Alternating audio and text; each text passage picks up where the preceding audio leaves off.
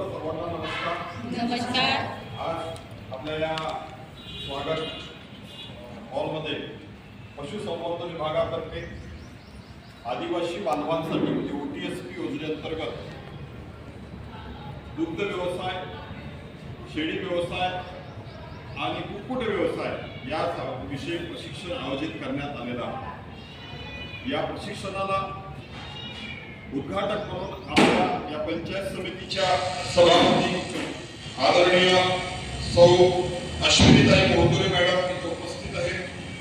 प्रमुख अतिथी म्हणून माननीय श्री सुनील भाऊ वांते साहेब उपसभापती पंचायत समिती लागली हे इथे उपस्थित आहेत.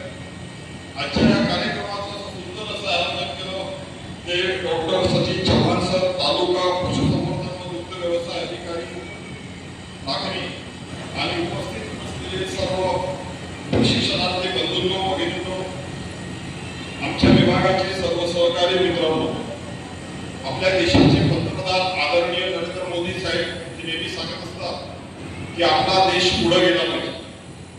आपण जगामध्ये आपल्याला काही दिवसामध्ये 2048 पर्यंत खूप महाशक्ती म्हणून आपल्याला पुढे यायचं आहे. जेव्हा आपण आपल्या देशाचे आपले मोठे राज्यकर्ते आपल्याविषयी स्वप्न बघतात की आपला देश पुढे कसं जाईल, हे केव्हा जाईल, जेव्हा या देशातला सर्वात शेवटचा माणूस हा सुखी आणि समृद्ध होईल. पैशाच्या बाबतीमध्ये, ज्ञानाच्या बाबतीमध्ये आणि आरोग्याच्या बाबतीमध्ये, सर्व बाबतीमध्ये आपला ज्या शेवटचा माणूस हा जेव्हा समृद्ध होईल तेव्हा आपला देश खऱ्या अर्थानं पुढे जाईल. मित्रांनो, चायना, अमेरिका किंवा असे कितीतरी असे देश आहेत की आपल्यापेक्षा बरेच पुढे आहेत. त्याच्या मागचं कारण असं आहे की त्या देशातल्या प्रत्येक माणसाला ज्या हातामध्ये रोजगार, काही ना काही त्यांच्याकडे हातामध्ये रोजगार आहे, ते नुसते शासकीय संसाधनांवर, शासकीय नोकरीवर किंवा शासकीय योजनांवर ते अवलंबून नाही, तर त्यांच्या हातामध्ये एक त्यांचा स्वतःचा स्वयंरोजगार, स्वाभिमानाचा स्वयंरोजगार त्या प्रत्येकाच्या हातामध्ये आहे. मित्रांनो, आपण गावखेड्यामध्ये राहतो. या गावखेड्यामध्ये आपल्याला प्रचंड रोजगाराच्या संधी उपलब्ध आहेत. आपण भंडारा जिल्ह्याचा जर विचार केला तर भरपूर मोठी अशी शेती किंवा खाली पडीत जमीन आपल्याकडे उपलब्ध आहे. आपल्याकडे चांगला सूर्यप्रकाश उपलब्ध आहे. मोठ्या प्रमाणामध्ये पाणी आपल्याकडे उपलब्ध आहे. या नैसर्गिक संसाधनाचा वापर करून आपण चांगल्या रीतीने आपल्या घरच्या घरी रोजगार आपण करू शकतो. आणि पशुसंवर्धन विभाग हे आपल्याकडे एक आशेच्या नजरेने, पशुसंवर्धन विभागाकडे आपण आशेने एक विश्वास ठेवून आपण बघू शकतो. पशुसंवर्धनाच्या बाबतीमध्ये जर विचार केला या क्षेत्रामध्ये प्रचंड अशा समृद्धी म्हणजे प्रचंड आपण त्याला संधी उपलब्ध आहे. जो दुनिया कितीही पुढे गेली तरी प्रत्येकाला खायला अन्न लागणार आहे. कितीही दुनिया पुढे जाऊ, परंतु खायला अन्न आपल्याला कुठले व्हॉट्सअप, फेसबुक, गुगल किंवा हे आपल्याला देणार नाही आहे. आपल्या शेतामध्ये राहणारे शेतकरी जे अन्न पिकवतात ते, आपल्या गाई म्हशीने दिलेलं दूध, आपल्या कोंबड्यांनी दिलेलं अंडे आणि शेळ्यांपासून मिळणारा मांस हे अनाजाती आहे. तोपर्यंत या व्यवसायाला अजिबात म्हणजे मागणी येणार नाही असं होणार नाही. कोरोनाच्या काळामध्ये सर्वांनी बघितलेलं आहे, सर्व विभाग बंद असताना पशुसंवर्धन आणि कृषी विभाग यांना बंद करण्याची काही म्हणजे हिंमत कोणी करू शकलं नाही. कारण उपाशी कोणी माणूस जिवंत राहू शकणार नाही. या व्यवसायामध्ये आपण दुधाचं उत्पन्न करून आपण आपलं चांगलं आधार करू शकतो. मित्रांनो, श्रीमंत तोच होऊ शकतो जो दुसऱ्याच्या खिशातले पैसे आपल्या खिशामध्ये ओढू शकतो. आपल्याला जर श्रीमंत व्हायचं असेल तर शहरातला पैसा आपल्या खेड्यामध्ये ओढावा लागेल. प्रत्येक शेतकऱ्यांना, प्रत्येक कृषिकारांनी शहरातल्या लोकांच्या खिशातला पैसा आपल्याकडे ओढायचा जर असेल तर दूध व्यवसाय, बकरी पालन व्यवसाय आणि कुक्कुट व्यवसायासारखा चांगला व्यवसाय दुसरा असू शकत नाही. कारण दिवसेंदिवस डिमांड वाढत आहे. भरपूर मोठ्या प्रमाणात लोकसंख्या वाढणार आहे. या वाढत्या लोकसंख्येला अन्नाची गरज भागवण्यासाठी आपल्याला चांगलं सकस असं जास्तीत जास्त प्रमाणात दूध, चांगल्या पद्धतीचं लोबडीची अंडी आणि मांस, बकऱ्यांचं मांस आपल्याला पुढील काळामध्ये निर्मिती करावं लागणार आहे. शेतीला शेतकरी लागणार आहे. या सेंद्रिय शेतीची सर्व लोक आपल्या मागणी करत आहेत. आम्हाला सेंद्रिय उत्पादन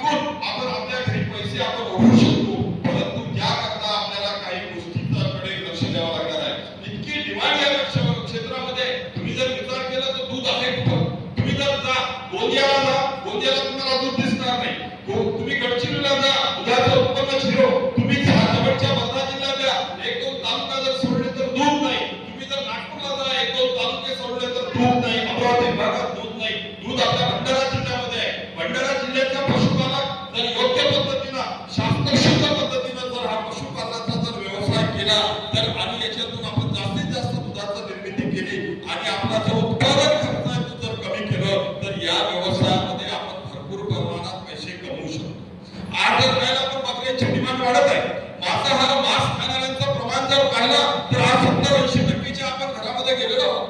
बकऱ्यांची तुम्ही मार्केटमध्ये रेट पाहिलं तर 800-900 रुपये किलो रेट चाललेला आहे. काही दिवसामध्ये आपल्या देशातल्या बकऱ्या हे बाहेरच्या देशामध्ये एक्सपोर्ट होणार आहे.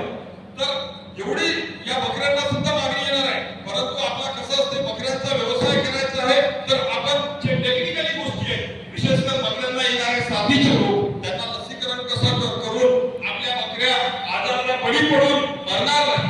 आपल्या ज्या बकऱ्या आहेत त्यांचा दैनंदिन वेट गेन कसा होईल, आपल्या बकऱ्यांना झालेली प्रत्येक पिल्लू हा कसा जगेल याचं नियोजन पुढील काळामध्ये करावं लागणार आहे. बकऱ्यांचा व्यवसायामध्ये प्रचंड संधी आहे. आजकाल नवीन नवीन सुविधा झालेल्या आहेत. बकऱ्यांच्या विविध प्रकारच्या लसीकरण उपलब्ध आहेत, चांगल्या चांगल्या औषधे उपलब्ध आहेत. आपल्या परिसरामध्ये जवळच्या परिसरात दवाखाने उपलब्ध आहेत. प्रत्येक गावामध्ये कृषी सखी, पशु सखी आहे, शासनाच्या विविध यंत्रणा आहेत. परंतु आपला जो गावातील गावखेड्यातला जो शेतकरी आहे तो अडाणी आहे, त्याच्यापर्यंत आपण पोहोचलो नाहीये. त्याचे काही रूढी पारंपरिक गैरसमज आहे. हे गैरसमज आपल्याला पुढील काळामध्ये काढण्याची जबाबदारी आमच्या पशुसंवर्धन विभागाची आणि शासकीय यंत्रणेची आणि ह्या सर्वांची राहणार आहे. मित्रांनो, अशा कार्यक्रमाचं जो आयोजन आहे, आपल्या देशाच्या पंतप्रधानांचं स्वप्न आहे की देशातील लोकांना तुम्ही स्किल शिकवा, धंदा कसा करायचा ते शिकवा. योजना देऊन तर तुम्ही एक वेळ त्याचं हे कराल, परंतु त्यांना जर स्किल शिकवलं, हा व्यवसाय कसा करायचा हे शिकवलं, या व्यवसायातनं नफा कसा वाढवायचा हे शिकवलं, या व्यवसायातला उत्पादन खर्च कसा कमी करायचा ह्या जर गोष्टी शिकवलं, तर तो माणूस स्वतःच्या पायावर पुढील आयुष्यामध्ये चांगला व्यवसाय करून स्वतःची आर्थिक उन्नती, आपल्या कुटुंबाला चांगल्या रीतीने समृद्धशाली जीवन जगून आणि पर्यायाने आपल्या देशातील लोकांचं जीवनमान उंचावले हे स्वप्न आपण साकार करण्यासाठी आणि आपल्या देशातल्या आपल्या ग्रामीण जनतेचं, विशेषकर आज आपण जी OTSP ट्रेनिंग आपण ठेवलेली आहे, तर आदिवासी बांधवांना चांगल्या पद्धतीने त्यांच्या जीवनामध्ये सुखीचे दिवस येऊन आणि चांगला त्यांच्या अर्थार्थ येऊन याकरता पशुपालनाच्या व्यवसायामधल्या ज्या काही बारकावे, ज्या काही चुका आहेत त्या आपल्याला पुढील काळात दुरुस्त करायची आहे आणि चांगल्या रीतीने शास्त्रशुद्ध पद्धतीने हा पशुपालनाचा व्यवसाय आपल्याला करायचा आहे. याच्यासाठी आपण ही ट्रेनिंग आयोजित करण्यात आलेली आहे. जरी आपण संख्येनं बऱ्याच प्रमाणात आलेला आहात असं मी समजतो, कारण कुठलाही व्यवसाय करण्यासाठी खूप लोकांची गरज नसते. गावातल्या एक माणसानं जरी सुरू केलं तर तो एक माणूस कुठल्या कुठं आपल्या गावाची किंवा आपल्या देशाची प्रगती करू शकतो. आपण या हा 3 दिवसाची ट्रेनिंग यशस्वीपणे पार पाडून इथले जे काही तुम्हाला शिकवण्यात येणार आहे त्या गोष्टी प्रत्यक्ष अंमलात आणून आणि आपले जे मनामध्ये जे गैरसमज आहे ते काढून आपला हा व्यवसाय पुढील काळामध्ये चांगल्या रीतीने कराल अशी अपेक्षा बाळगतो आणि आपल्याला चांगले दिवस येऊ अशी शुभेच्छा देतो. जय हिंद, जय भारत, जय भारत.